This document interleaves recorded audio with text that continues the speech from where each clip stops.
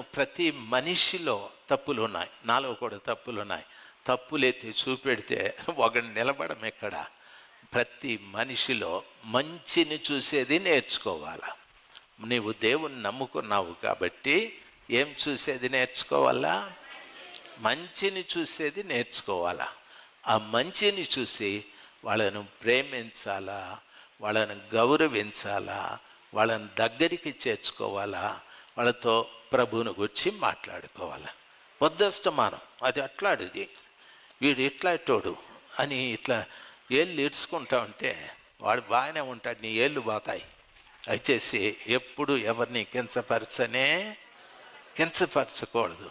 అందరినీ గౌరవించాలి, అందరినీ ప్రేమించాలి, అందరితో సమాధానంగా ఉండాలి, అందరితో సంతోషంగా ఉండాలి.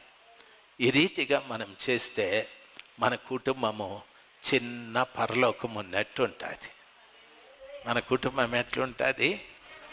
పరలోకం ఉన్నట్టు ఉంటుంది.